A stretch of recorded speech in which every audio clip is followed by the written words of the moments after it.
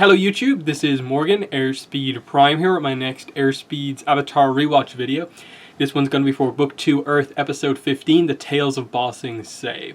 This episode is animated by DR Movie, and yeah, interesting episode. It's very, very different than almost every other episode, similarly with the next episode. What it means overall, I think, for the series is that it ends up being a little bit of a kind of like lull in things. Not to say either episode, this or Appa's Lost Days, is bad. It's just, it definitely is a very different approach, a kind of experiment kind of right in the middle of the book. I talked at the end of the last video about how the City of Walls and Secrets and the reveal at the end kind of leaves the series in a spot for both main characters, Aang and Zuko, where they're just kind of in Bossing Say and waiting around trying to figure stuff out. Like they're basically hindered from the journey that they have to go on from here, in that Team Avatar can't meet with the Earth King, so they can't plan an invasion, and they're kind of in a way trapped there by the blackmail of Long Feng. And then Zuko and Iroh are kind of trapped in the city because they're just fleeing from the Fire Nation, and in a way starting their life there is the only thing that they can do. So it kind of in a way required something like this to happen. It was kind of the only approach you could have if you didn't want to immediately go into like Laogai and have that immediately happen. So it ends up being an episode where I think there's some great moments in this that, you know, you come back at the end of the series and really reflect that, you know, it was really good to get these moments. It's a little bit of a lull in things at this point in time, going straight through the series like this.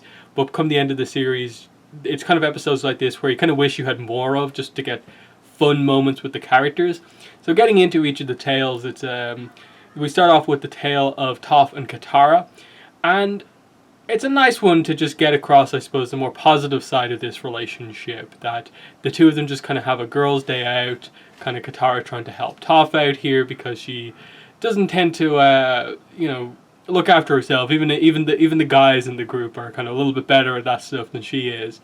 And so they go to a spa. You have a couple of fun jokes of like Katara's completely knows exactly what to do.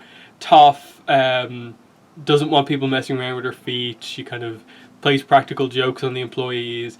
But by the end, she's had a fun time with Katara and has actually had some fun kind of being girly for once. And it's a nice kind of situation to see that, like, Toph at times can be a little bit like overly focused on like one aspect of her character, and that's like, oh, she's tough and she fights really well. Whereas I think it's stuff like this that actually adds good complexity to her character, that, you know, she can have these moments where she's more sensitive, or she is kind of a little bit more girly, and it was nice to see that kind of come out here. But then she immediately gets insulted by the girls, and as much as this episode really gets across the fact that, like, one of the big things with this episode that I really like is what Katara says to Toph at the end, and it's that basically one thing that Katara really admires about Toph is how confident that she is. Despite, you know, being blind and all of this stuff, she is such a confident personality, being kind of as different as she is than most other people, in that, you know, she comes from high society but kind of chose to be, you know, the person that she is, and just is completely just, you know, uncompromising in that. And Katara can absolutely respect her for just, you know, committing to it and never really feeling down at all about it. So I kind of really like that, and just adding in the bit that, you know, it probably doesn't matter, but, you know, you are very pretty, and the joke of like, you know, I'd return the favor, but I actually don't know what you look like. And it's just a nice little moment between these two characters, a needed moment, and just fun for sure. So that's the first tale that we get in the episode. Then we go into the tale of Iroh, and this is obviously what this episode is primarily remembered for, is this tale, and specifically the bit at the end. I think it's probably one of the most like well remembered, the most like talked about, most screenshotted in terms of like social media posts that you see people talk about with Avatar. This is probably one of the most common bits of the show to see. It's the leaves from the vine bit at the end. But I think the episode overall is really, really good because it's Iroh on his own. And you just see him, like, he's preparing for something, you don't know exactly what it is. And you just see him basically help every single person he meets along the way. Even the shop owner that he buys the kind of the basket from, he just slides the plant into the correct lighting and helps that guy out with that thing. And the kids he tries to give advice to when they break the guy's window, but then ends up advising them to run. The mugger who tries to steal from him, he advises him, which I thought was a little bit of a joke, but then they actually treat it seriously, that like you don't look like the criminal type. And the implication afterwards is that they had this really in-depth conversation about how like this guy's dream was actually to become a masseuse, and Iroh thinks he can accomplish it if he sets his mind to it, and just that he's helping everyone along the way. And then come the end, we get to this moment where he's kind of celebrating, the anniversary of Liu Ten's death, and it being such a big moment in his life. And what he says obviously makes it so tragic, in that he's helped everyone up to now, but then there's this implication that there was something between him and his son where he was unable to help Liu Ten. And I think that that's the really interesting thing to speculate on from this episode, and this tale specifically, is that do you really just interpret that as, I wasn't there during the incident that led to your death, whatever battle that was, or was there actually some sort of issue between Liu Ten and Iroh, that they were very different people and they were at odds with each other, that Liu Ten wanted to do one thing, Iroh wanted to do another, and they ended up in a way where Iroh was unable to help Liu Ten through whatever he was going through, and now never has that opportunity. Is that the way we're meant to take it? Or is it literally just the you died and I wasn't there for you kind of type thing? Obviously, we'll never know that unless they actually present us the story. And I think Liu Ten is kind of almost, in a way, like the reason why we should get Iroh's backstory. Just to characterize him at all. We just don't know anything about him. And getting to know him would obviously help us to know Iroh and see what actually happened in that incident. They obviously at some point, I assume, would have to reference Liu Ten's mother in that sort of story. But it's a very nice moment. The song, Leaves from the Vine, and it also being obviously the in-universe kind of memorial of Liu Ten, but also the out-of-universe memorial of Mako, Iroh's voice actor. It's doubly kind of a very powerful scene. So it's really, really well done. Next up, I believe, is the Tale of Aang. And, this is just a fun one where they just have a lot of fun with the animals. It's just this idea that, Aang's walking around, he's kind of searching for Appa, even though he more or less knows that Long Feng has Appa. But he's just checking. And he comes across all these animals, they're kind of caged up. It's this kind of zookeeper. And he talks to the zookeeper, and it's basically just that he has so little space, so little money, because no one's really coming to the zoo because of the situation. He wishes he could care for the animals better, but he just doesn't have enough space. Aang decides to help out, and so he's good with animals, so he helps out, and it's just a little bit of incidents as all the animals kind of do stuff, and then it's Aang guiding them out beyond the walls, creating a habitat for them outside, lots of space, using earthbending. Really cool bending move. It's one of the few times we get to see an avatar use two elements at the same time, not in the avatar state, which, is always something to note when that actually happens, because as much as we always talk about the avatar, like master of all four elements, it is kind of master of all four elements, but they have to use them one at a time. Because it's very rare you actually see an avatar just doing kind of two separate motions, but their right and left hand and two different elements kind of happening. That tends to be a very avatar state specific thing of controlling two at the same time. There's very few situations where we actually see two use that once, and this is an example of that. Aang uses the air scooter while also earthbending, and for the most part, these situations where the double element thing happens, it is also a case of they're only actively bending one element, and then the other one they're just kind of controlling a little bit. So in this case, Aang is just kind of holding the air scooter that he's already made in place while earthbending.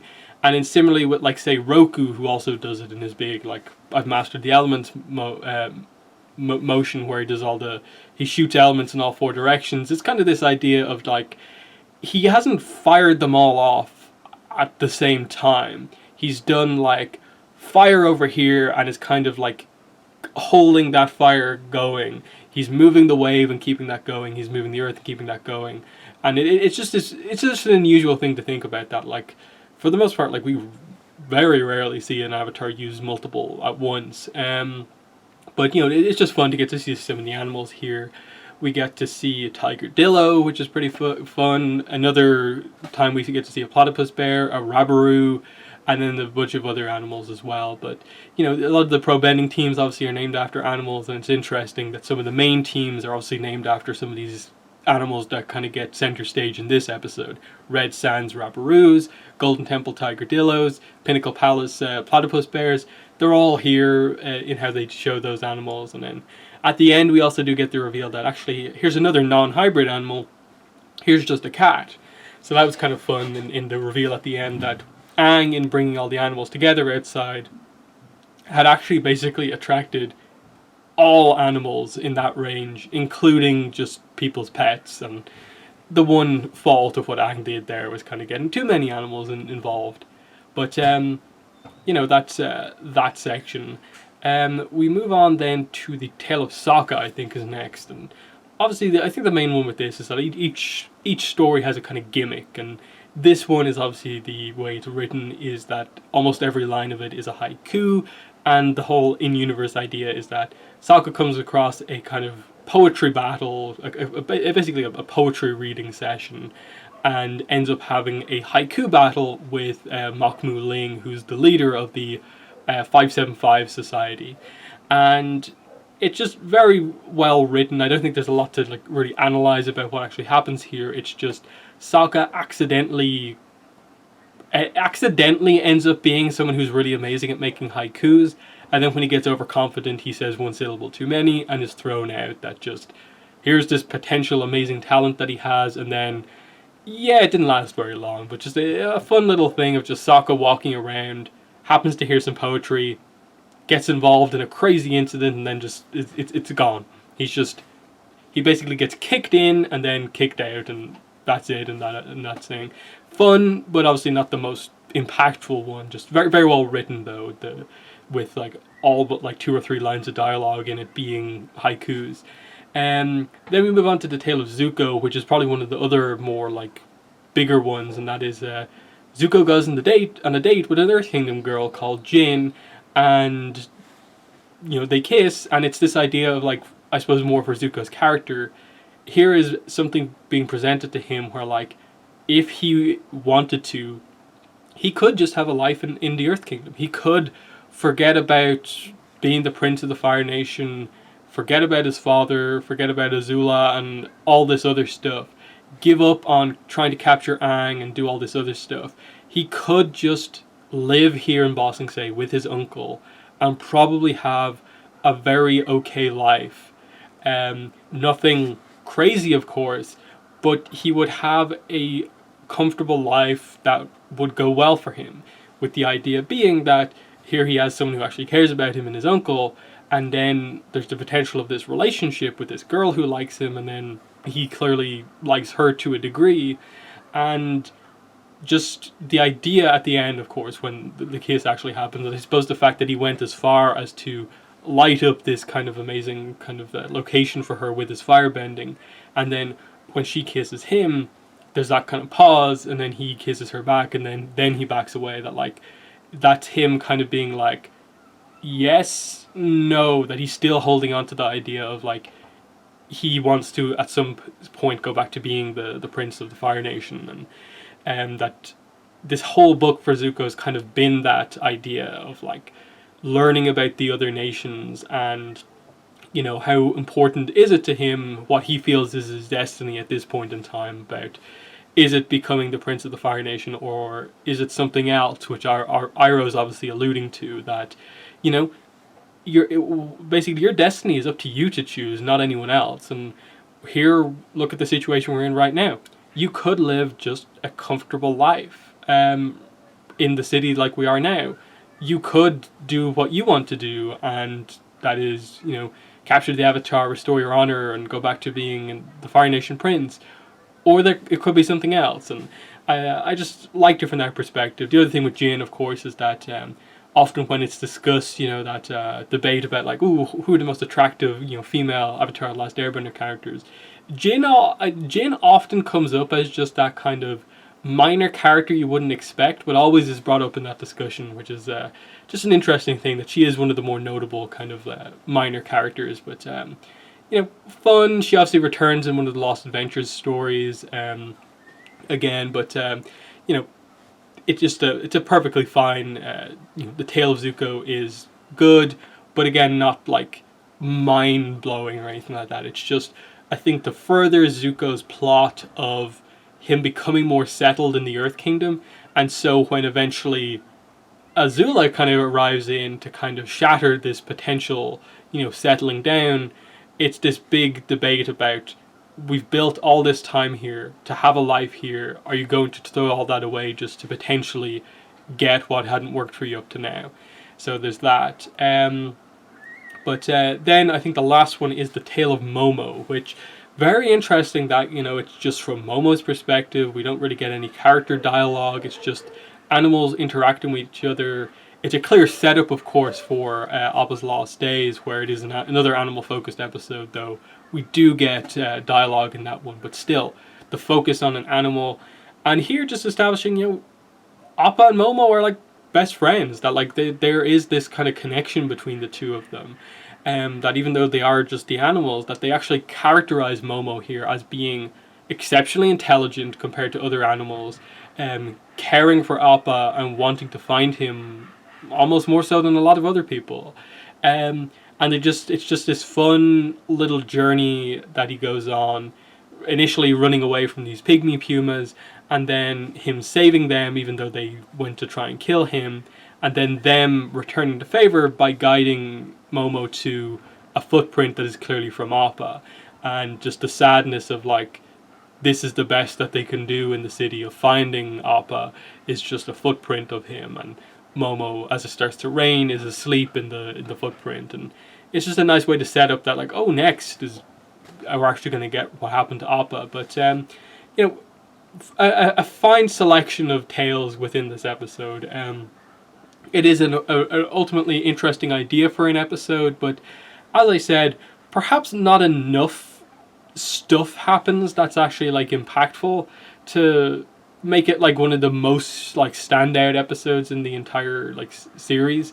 And especially with it being followed up by like a very different episode again, it means that there is this like, we're right in the middle of this key arc, and we've had one of the more intriguing episodes with the City of Walls and Secrets. We're going to get one of the more action-packed, dramatic, intense episodes in 17, like Laogai. And then what's in between those two is probably one of the most kind of like mundane, least action-packed episodes, and then a very, very different out there episode with following Appa and all the journeys he's been on since he was captured.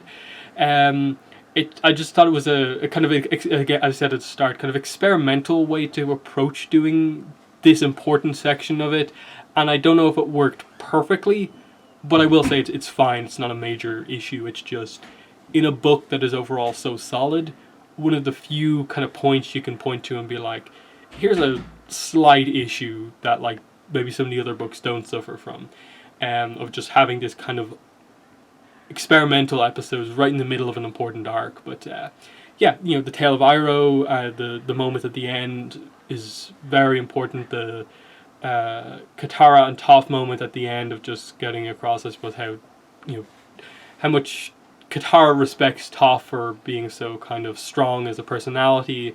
The fun with the animals in Aang's episode, the fun writing in Sokka's episode, the unique things you can add to Zuko's story with this kind of romance little plot with him.